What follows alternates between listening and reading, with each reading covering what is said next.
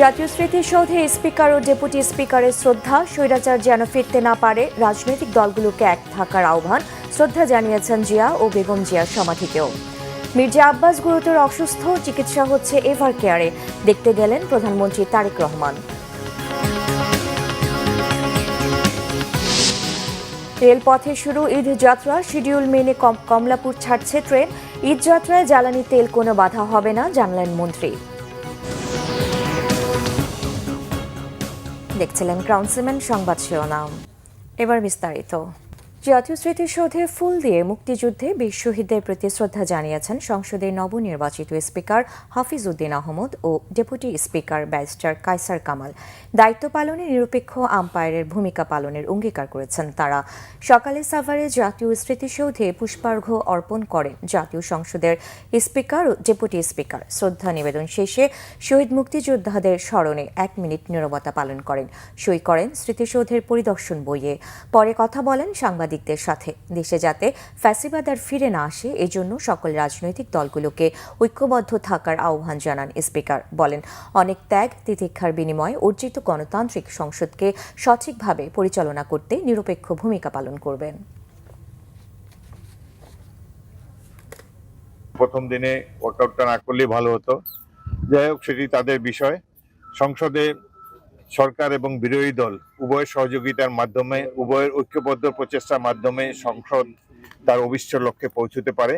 আমরা আশা করব আগামী দিনগুলোতে বিরোধী দল সরকারের সকল গঠনমূলক কর্মকাণ্ডে সহায়তা প্রদান করবেন এবং বিশেষ করে ফ্যাসিস্টদের যাতে আবার বাংলাদেশে পুনরুত্থান না হয় সেজন্য ঐক্যবদ্ধভাবে সকল রাজনৈতিক দল যারা সংসদে আছে তারা এ ব্যাপারে কার্যক্রম পরিচালনা করবেন।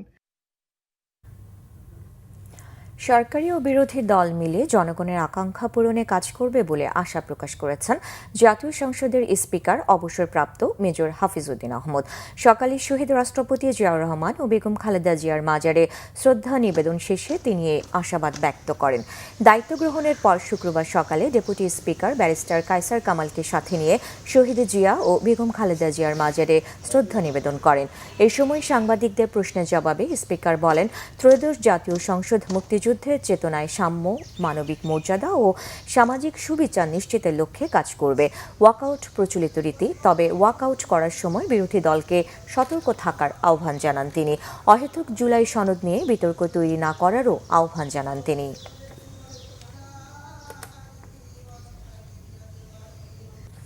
অবাস্তবকে বাস্তব করার নামই তারেক রহমান বলে মন্তব্য করেছেন ঢাকা দক্ষিণ সিটি কর্পোরেশনের প্রশাসক আব্দুস সালাম। বিএনপি নয়াপল্টন কেন্দ্রীয় কার্যালয়ের সামনে জিয়া মঞ্চের উদ্যোগে দুস্থদের মাঝে ঈদ সামগ্রী বিতরণ অনুষ্ঠানে তিনি মন্তব্য করেন। আব্দুস সালাম বলেন, দায়িত্ব গ্রহণের মাত্র 1 মাসের মধ্যেই ফ্যামিলি কার্ড চালু করেছেন তারেক রহমান। ইশতেহার পূরণে বিএনপির অঙ্গীকার পুনর্ব্যক্ত করেন তিনি। তবে 17 বছরে দীর্ঘ জঞ্জাল তৈরি হয়েছে, তাই বিরোধী দলকে ধৈর্য ধরার সময় দেওয়ার আহ্বান জানান তিনি।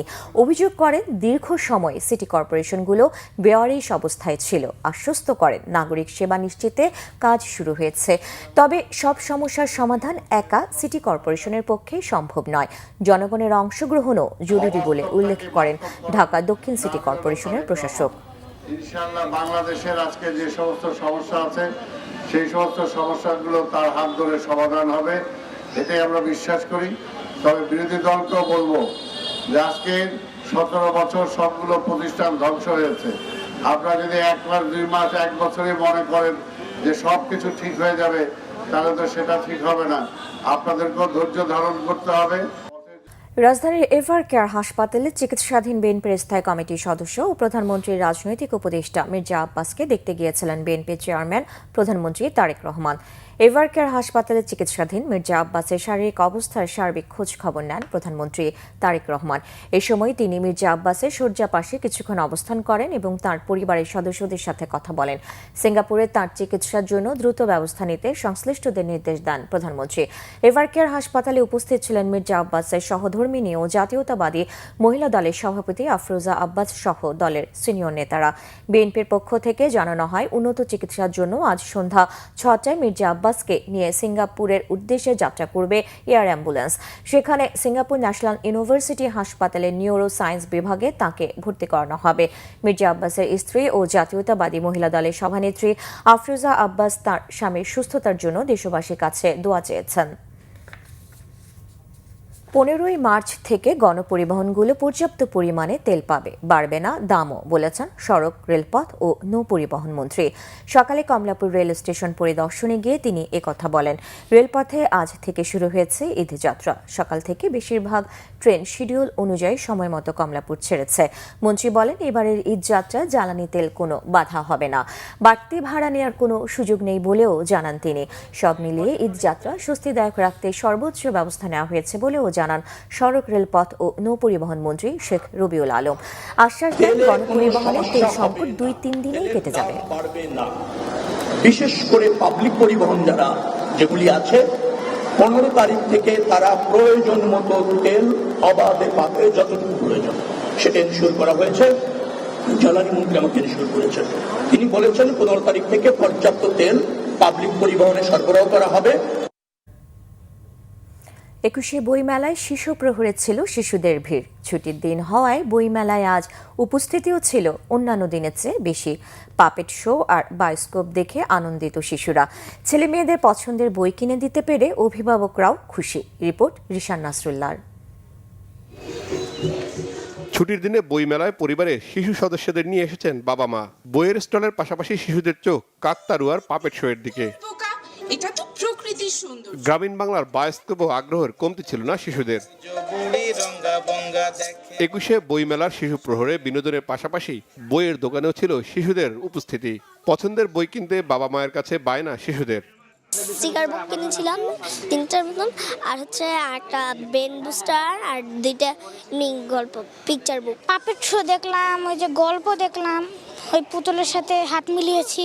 একটা পাজল বুক কিনেছিলাম।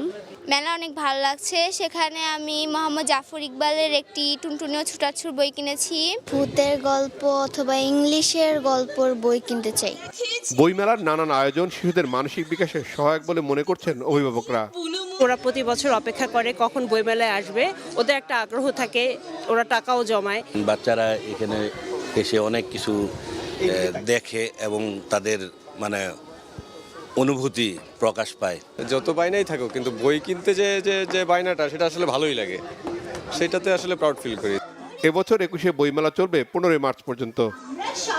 রিশান নাসরুল্লাহ, বাংলাভিশন, ঢাকা। মধ্যপ্রাচ্যে যুদ্ধ পরিস্থিতির কারণে তেল সরবরাহের সংকটের আশঙ্কা কাটেনি এখনো। জ্বালানি তেল নিতে দীর্ঘ লাইনে অপেক্ষা করতে হচ্ছে চালকদের। আজও রাজধানীর পাম্পগুলোতে দেখা গেছে দীর্ঘ লাইন। পর্যাপ্ত তেল না পাওয়ার অভিযোগের পাশাপাশি আগের চেয়ে পরিস্থিতি কিছুটা উন্নতি হয়েছে বলে জানালেন কেউ কেউ। এদিকে সরবরাহ সংকটে কিছু কিছু পাম্পের তেল সরবরাহ বন্ধ রয়েছে। মোবাশ্বের আহমদের রিপোর্ট। রাজধানীর পাম্পগুলোতে জ্বালানি তেল সরবরাহ বৃদ্ধি ও জনভোগান্তি কমাতে সাপ্তাহিক ছুটির দিনগুলোতেও বিপিসির আওতাভুক্ত তেলের ডিপো খোলা রাখার সিদ্ধান্ত নিয়েছে সরকার। এতে পাম্পগুলোতে বেড়েছে তেলের সরবরাহ। পরিশোধিত জ্বালানি তেলের তাৎক্ষণিক কোনো সংকট নেই বলেও জানিয়েছে বিপিসি। তবে মোটরযান প্রতি নির্ধারিত পরিমাণে জ্বালানি সরবরাহের সিদ্ধান্তের কারণে তেল নিতে দীর্ঘ লাইনে অপেক্ষা করতে হচ্ছে চালকদের। যতটুকু প্রয়োজন ততটুকুই দেয় ওনারা, সরকার যতটুকু নির্ধারণ করছে অতটুকুই। তো আমাদের ক্ষেত্রে 5 লিটার বরাদ্দ আছে, এই 5 লিটার নিব আর কি। গাড়িতে এক ফোঁটাও তেল নাই, তো এখন আসছি, আধা ঘন্টা হয়েছে আর কি লাইনে দাঁড়াচ্ছি। খুব দ্রুত দিচ্ছে আর কি। আমরা তো হারানি হইতে আছি, এখন আমরা এই যে ইটা আইসা তেল লইতে অনেক হারানি হইতে আছি। আমার সময় লস, আমাদের এক জায়গায় টাইমে অসময় যেতে আছে। তো আজকে একটু কম সময় লাগতেছে, আগে তো ঘন্টার পর ঘন্টা দাঁড়ায় থাকতে হতো। একটা 2 ঘন্টা দাঁড়াইছিলাম, তারপর তেল পেয়েছিলাম। এবার 20-25 মিনিটের মধ্যে পেয়ে গেছেন।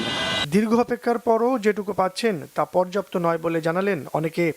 10 লিটার 20 লিটার দিতে হয় না, অন্তত 4-5 হাজার তেল দিলেও মোটামুটি একটা কিছু হইতো আছে। তেলের সরবরাহ না থাকায় কিছু কিছু পাম্পে বিতরণ বন্ধ রয়েছে। এতে তেল নিতে এসে ফিরেও যেতে হচ্ছে অনেককে। মোবাশ্বের আহমেদ, বাংলাভিশন, ঢাকা। এই ছিল এখনকার মতো, পরের সংবাদ দেখার আমন্ত্রণ রইল। এছাড়া বাংলা ভিশন সংবাদ ও সংবাদ সংশ্লিষ্ট অনুষ্ঠান দেখতে ভিজিট করুন www.vvnews24.com ও facebook.com/banglavisionnews এবং সাবস্ক্রাইব করুন youtube.com/banglavisionnews। ধন্যবাদ।